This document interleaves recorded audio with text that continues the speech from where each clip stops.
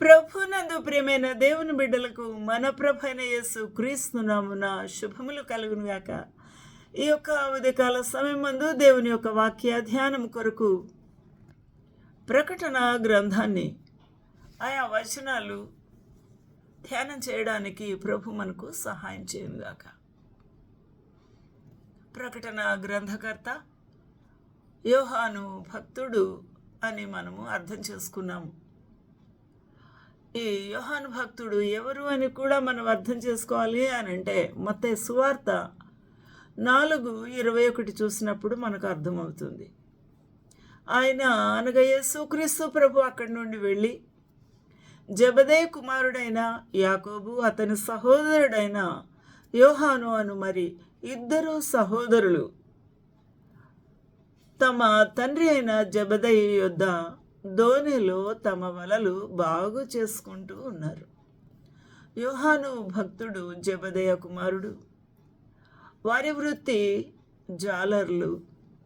వారి తండ్రి అయిన జెబెదయ దగ్గర వలలు బాగు చేసుకుంటూ ఉన్నారు. సాధారణంగా ఖాళీ సమయంలో వారి యొక్క వలలు బాగు చేసుకునుట వారి బాధ్యత మరియు అలవాటు కూడా. ఇలాంటి సమయంలో యేసుక్రీస్తు ప్రభు వారిని చూచాడు. వారిని చూచి వారిని పిలిచాను అని వ్రాయబడి ఉంది. అనగా ప్రభు చేత ఎంపిక చేయబడిన వాడుగా, ఆయన ద్వారా పిలుపు అందుకున్నవాడుగా ఉన్నాడు యోహాను భక్తుడు. అతడు జెబెదయ కుమారుడు. ఈ మాట మనకు చాలా అద్భుతంగా ఉంది. అనగా వలలు వేయుటలో, వలలు బాగు చేయుటలో నేర్పరి అని అర్థం. ఆ ప్రభు యొక్క పిలుపు విన్నాడు. Going on from thence he saw other 2 brethren. ఇద్దరిని చూశాడంట.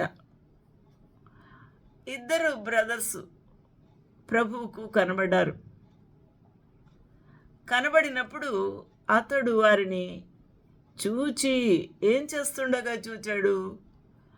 వారు పని చేస్తున్నారు, నిద్రపోవట్లేదు, కబుర్లు చెప్పుకొనట్లేదు, కానీ మత్తులై పడి లేరు, కానీ పనివారుగా ఉన్నారు. ఎండలో ఆ యొక్క గలిలయ సముద్ర తీరమున వారి వలలు పరుచుకొని చాలా జాగ్రత్తగా చిరిగిపోయినవి స్ప్రెడ్ చేసుకొని వాటిని బాగు చేస్తూ ఉన్నారు. అక్కడ మనకు ప్రభువు పిలుచుటలో ఉద్దేశం ఏంటి?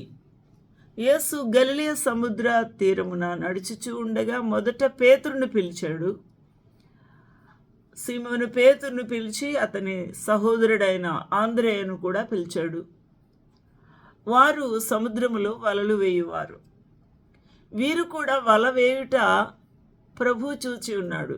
అనగా వల వేయుటలో పనివారుగా ఉన్నారు, నేర్పరులుగా ఆయన కనులారా చూచారు. వారు జాలర్లు. Jesus walking by the sea of Galilee saw 2 brethren, Simon called Peter and Andrew his brother, casting a net into the sea, for they were fishers. వారు జాలర్లు, చేపలు పట్టు జాలర్లు.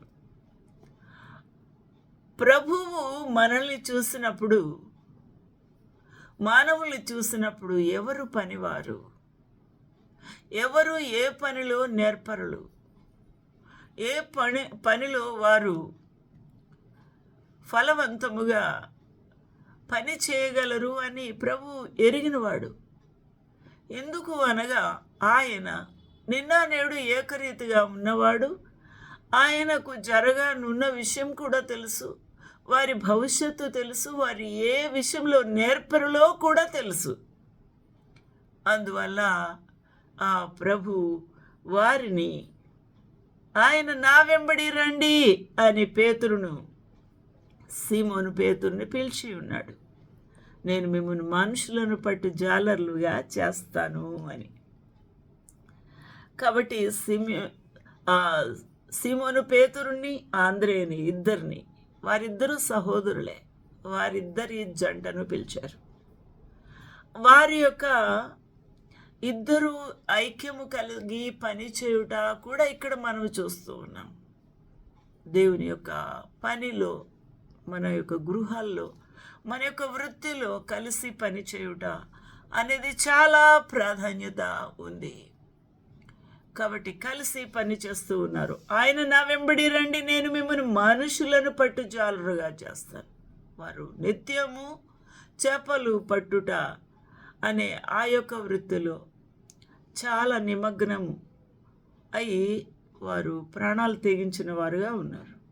ఆయన నా వెంబడి రండి, నేను మిమ్మల్ని మనుషులను పట్టు జాలరులుగా చేతును అని వారితో చెప్పాను.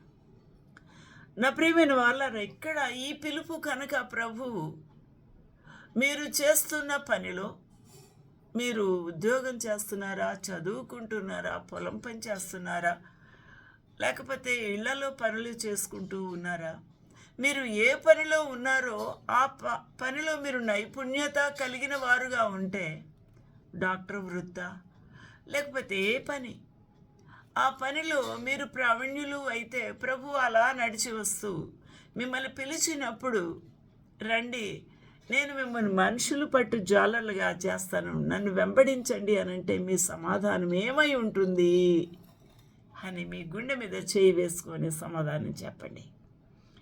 ఈ పేతురు అనగా సీమోను పేతురు, వారి యొక్క సహోదరుడు ఆంద్రేయ మరియు జబదయ కుమారులు, వీరు ఎంత గొప్పవారు అని వీరు దేవుని యొక్క స్వరమును విన్నారు, ఆ వైపు చూచారు. వారు వెంటనే ఆ ప్రభు మాటకు లోబడ్డారు. వారు తమ వలలు విడిచిపెట్టి ఆయనను వెంబడించారు. ఎంత అద్భుతంగా ఉందండి ఇది, ఎంత గొప్ప జీవితము. వెంటనే ప్రభు యొక్క స్వరం వారి యొక్క చెవిలో పడింది, హృదయములో పని చేసింది, కళ్ళల్లో పడింది, ప్రభుని చూశారు. వెంటనే వారి యొక్క ఆ యొక్క వలలు అక్కడే విడిచిపెట్టేశారు. హల్లెలూయా, దేవునికి మహిమ కలుగును గాక. He said unto them, follow me, I will make you fishers of men. నేను మిమ్ములను మనుషులను పట్టు జాలర్లుగా చేస్తాను. మనుషులు పట్టడానికి ఈ నెట్ సరిపోద్దా? ఈ నెట్ మనుషులు ఒక్కరు కాదు, ఇద్దరు కాదు, ఎంతోమంది మనుషులు, ఎన్నో చేపలు ఆ యొక్క వలలు పడతాయి సముద్రంలో వల వేసినప్పుడు. నా ప్రియమైన వాళ్ళారా, ఈ వల వేసినప్పుడు ఈ చేపలు అయితే మరి ఇన్ని చేపలు ఎన్నెన్నా చేపలు ఉండొచ్చు. ఎన్ని చేపలైనా కూడా ఆ యొక్క వల పట్టేంత వరకు వాళ్ళు వాటిని లాగేంత వరకు వాటిని కలెక్షన్ చేస్తారు. నా ప్రియమైన వాళ్ళారా, వెంటనే వారు తమ వలలు విడిచిపెట్టి ఆయనను వెంబడించారు. దేవుని యొక్క స్వరము, అది దేవుని యొక్క స్వరము, అది మహా సృష్టికర్త యొక్క స్వరము, సర్వోన్నతుని స్వరము వారిని ఆకట్టుకుంది, వారిని స్వాధీనం చేసుకుంది. వారు లోబడినట్టుగా వారి యొక్క హృదయమును తెరిచింది. హల్లెలూయా, దేవునికి మహిమ కలుగును గాక. They straight away left their nets and followed him. హల్లెలూయా, ఎంత అద్భుతంగా ఉందండి. అలాగే ఇక్కడ జబదయ కుమారుడైన యాకోబు, అతని సహోదరుడు అయిన యోహాను అను మరి ఇద్దరు సహోదరులు తమ తండ్రి అయిన జబదయ యొద్ద దోణిలో తమ వలలు బాగు చేసుకొని చుండగా చూచి వారిని పిలిచెను. వీరు కూడా దేవుని యొక్క స్వరమునకు లోబడ్డారు. దేవుని యొక్క మహత్కరమైన ఆ ప్రభు యొక్క స్వరూపమును చూశారు. ఒక్కసారి వారి యొక్క జీవితము అద్భుతంగా రూపాంతరం చెందింది. ఒక్కసారిగా వారి జీవితములు ఇచ్చివేసి ఉన్నారు, అంకితము చేసుకున్నారు, సమర్పణ చేసి ఉన్నారు. హల్లెలూయా, తండ్రి అయిన జెబెదయి యొద్ద దోణిలు తమ వలలు బాగు చేసుకొనుచుండగా చూచారు. నిద్రపోతున్నారా? దోణిలో ఎక్కి యోనాలాగా ఆ తలగడలో వాల్చుకొని దొంగచాటుగా పడుకుంటున్నారా? ఏం చేస్తున్నారు? ఎండలో కష్టపడి నెట్లు బాగు చేస్తున్నారు. చిరిగిపోయినేమో, చిన్న చిన్న చేపలు వెళ్ళిపోతాయేమో, పచ్చిరేలు వెళ్ళిపోతాయేమో, పెద్ద పెద్ద చేపలు ఇవన్నీ కూడా వెళ్ళిపోతాయేమో, స్లిప్ అయిపోతాయేమో అని జాగ్రత్త పడుతూ ఉన్నారు. హల్లెలూయా, దేవునికి మహిమ కలుగును గాక. అలాంటి నైపుణ్యం కలిగిన యోహాను భక్తుడు ఇతడు. హల్లెలూయా. వెంటనే వారు తమ దోణెను తమ తండ్రిని విడిచిపెట్టి ఆయనను వెంబడించారు. హల్లెలూయా.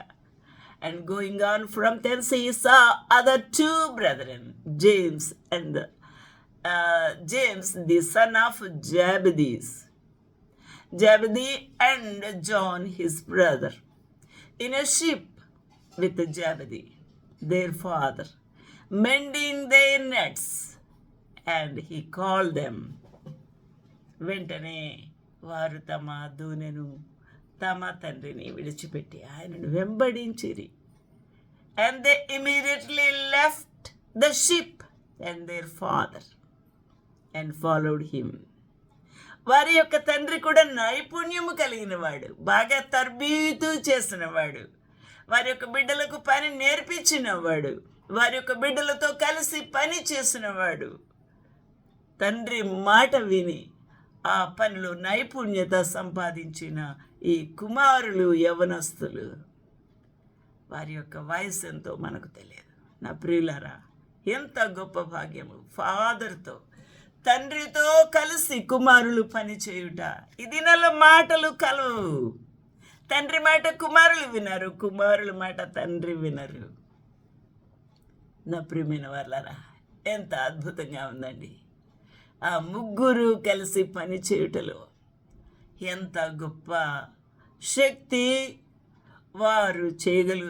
శక్తితో వారు పని చేయగలుగుతున్నారు. వారు చేపలు పట్టగలుగుతున్నారు. ఫలాన్ని పొంది వారు ఎంతో ధనవంతులుగా, ఐశ్వర్యవంతులుగా ఉన్నారు. సర్వ సమృద్ధైన ఆహారమును సంపాదించుకుంటున్నారు. వృత్తిలో ఏమాత్రము కూడా తేడా లేని ఆ గొప్ప నైపుణ్యత కలిగిన వారు. దేవునికి మహిమ కలుగును గాక. నీవు సోమరిగా ఉంటే ప్రభుకు అవసరం లేదు. నిద్రపోతావా? పడుకో. నువ్వు తిండిపోతుగా ఉంటావా? తిను. నువ్వు తిరుగుతూ ఉంటావా? షికార్లు చేస్తూ ఉంటావా? తండ్రిని విడిచిపెట్టి పనిలో, తల్లిని విడిచిపెట్టి ఆ యొక్క యూట్యూబులతోనూ సెల్ ఫోన్స్తోనూ పిల్లలు ఈ దినాల్లో మంచం మీద దొర్లుకుంటూ చూస్తూ ఉన్నారు. పనికి మారిన విషయాలన్నీ కూడా బుర్రకి ఎక్కించుకుంటున్నారు. చదువులో సున్నాలు, చదువులో బిలో యావరేజ్ మార్క్స్, ఫెయిల్డ్. ఏమాత్రం కూడా ఫలభరితమైన జీవితం లేదు. రీసెంట్గా నేను ఒక న్యూస్ చూశాను. ఒక ఐఏఎస్ ఆఫీసర్గా ఒక సామాన్యమైన బిడ్డ సెలక్షన్ సెకండ్ టైంలో సెలెక్ట్ అయింది. ఆమె ఎప్పుడూ కూడా యూట్యూబే ఉపయోగించలేదట. ఎప్పుడు కూడా సెల్ ఫోన్ సహాయం తీసుకోలేదంట. ఆలోచించండి, ఇది సాధ్యమా ఈ దినాల్లో? కానీ ర్యాంకు కొట్టింది, ఐఏఎస్ సాధించింది. నీ జీవితంలో దేనికి బానిసగా మారకు. You have to rule the world. You have to rule all the creatures and all the technology. You have to rule. And they must hear you, not you bend your neck before them. ఈ రోజున స్లేవరీలోకి వెళ్ళిపోతున్నారు. మత్తుడు అయిపోతున్నాడు. ఏదో alcohol తాగినవాడు మత్తుడు అయిపోయినట్టుగా. పాపము మన సమయము కీల్చేస్తుంది. మన యొక్క విలువైన భవిష్యత్తును కీల్చేస్తుంది. మనము ఉన్నత శిఖరాలు అధిరోహించలేకపోతున్నాము. ఉన్నతమైన స్థానాలు పొందలేకపోతున్నాము. మనకు ఏమాత్రము కూడా జ్ఞాన సంపద సంపాదించుకోలేకపోతున్నాం. ఇంటర్మీడియట్ డిగ్రీకే 10 ఫల్టాలు ఉల్టాలు చేసుకుంటూ ఫెయిల్ అవుతూనే దొర్లుకుంటూ చదువుతున్నారు. కష్టపడితే కదా, చెమట ఓరిస్తే కదా, ఇంత దీపాల్లో చదివితే కదా మీకు తెలుస్తుంది చదువు విలువ. ఈరోజు నా తల్లిదండ్రులది తప్పు. వారికి ఇచ్చిన భోగభాగ్యాల వల్ల వారు నిర్లక్ష్యం చేస్తున్నారు. కడుపు నిండా మత్తురుగా పెట్టి ఈ చదువుమంటే ఎలా చదువుతారు ఆలోచించేద్దాం. ఈరోజున నీ జీవితంలో, నా జీవితంలో ఎటువంటి బ్రతుకులో ఉన్నాము? మధ్యాహ్నం అన్నం తింటే మత్తు, 2-3 గంటలు పడుకుంటున్నారు. అవసరమా? నాప్ చేయండి. 20 minutes, 10 minutes, 15 minutes. ఆలోచించండి. మంచానికి బానిసైపోతున్నారు, మత్తుకి బానిసైపోతున్నారు. 12 వరకు ఉదయాన్నే లేగరు మంచం నుంచి, రాత్రి 1 గంట అయినా నిద్రపోరు. ఇది నీ బ్రతుకు భ్రష్టత్వం అయితే నీవు పనిలో ఎలా నైపుణ్యం కలిగి ఉంటావు? చదువులో ఎలా నైపుణ్యత వస్తుంది? హైయెస్ట్ స్కోర్ ఎలాగ వస్తుంది? మెరిట్ మార్క్స్ ఎలాగ వస్తాయి? మెరిట్ సీట్స్ ఎలా వస్తాయి? మెరిట్ స్కాలర్షిప్ ఎలా వస్తుంది? మంచి ర్యాంక్ ఎలాగ వస్తుంది? ఉత్తమ ఉపాధ్యాయుడు, ఉత్తమ వైద్యురాలు, ఉత్తమ కార్మికుడు, ఉత్తమ రకరకాల ఉద్యోగాలు. కష్టపడుతున్నావా? నీ ద్వారా నీ గుండె మీద చేసుకుని నేను మంచి చదువు చెప్పాను నా బిడ్డలకి, నా క్లాస్లో వారికి. వారి భవిష్యత్తు అద్భుతంగా మారిపోయింది. నేను కష్టపడి ట్రీట్మెంట్ ఇచ్చాను, నేను ప్రాణాలు పోయగలిగాను. దేవునికి స్తోత్రములు కలుగునుగాక. హల్లెలూయా.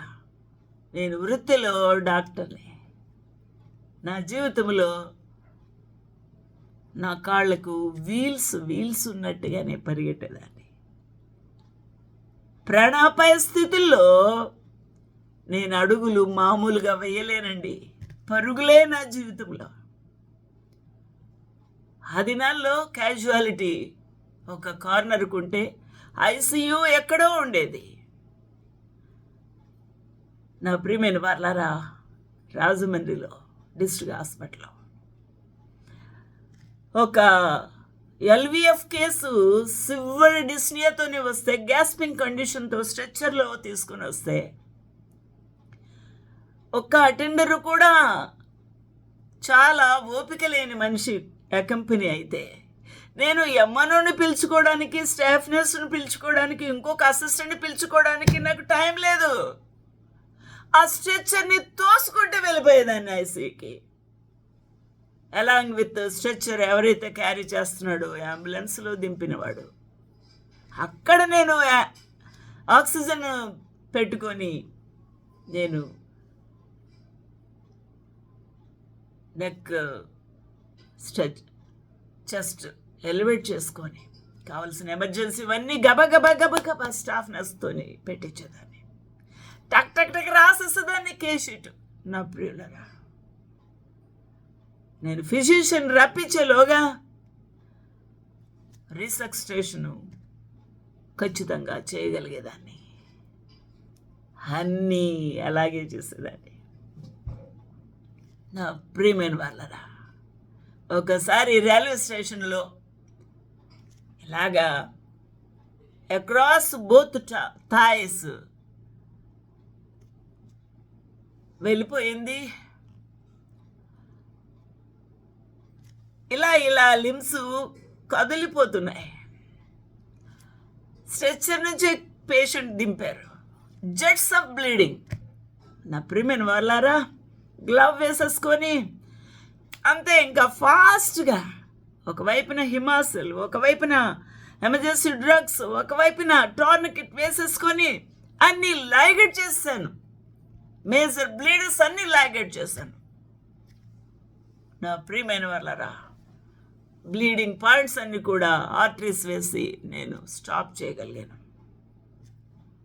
అది క్యాజువాలిటీలో ఉన్న చిన్న theatre, only dressing theatre. It's an emergency. I have to save the patient. నా ప్రియులారా, ఇలాంటి ట్రీట్మెంట్లు ఎన్నో ఇచ్చాను నా ప్రియులారా. I called surgeons, ortho surgeons, and other surgeons, anesthesia teams, everybody I called and sent the patient to the theater. అవును, చేయొచ్చు. నువ్వు నైపుణ్యత కలిగి ఉండాలి. నీకు ప్రాణము పోయాలన్న పట్టుదల ఉండాలి. You have to render your services. Dedicate చేసుకొని ఉండాలి. అప్పుడే ప్రభు నిన్ను వాడుకుంటాడు. ఎన్ని కేసులండి జీవితంలో, ఎంతమంది పేషెంట్స్ని ఎలా పరిగెట్టాను. అలు పెరుగని పోరాడాను. నీవు గుండె మీద చేసుకొని ఆ మాట చెప్పగలుగుతున్నావా? నైపుణ్యమైన వారు కావాలి. ప్రభు చేతిలో పని చేయుటకు నీ వృత్తిలో నైపుణ్యత కావాలి. యోహాను భక్తుడు నైపుణ్యుడు. హల్లెలూయా. చేపలు పట్టువాడు. హల్లెలూయా. జాలరి, వలలు బాగు చేసుకొనే నేర్పరి. దేవునికి మహిమ కలుగును గాక. ఈ ఉదయకాల సమయమందు నీ బ్రతుకు ఎటువంటి స్థానంలో ఉందో పరీక్షించుకో. ప్రభు సహాయం చేయండి.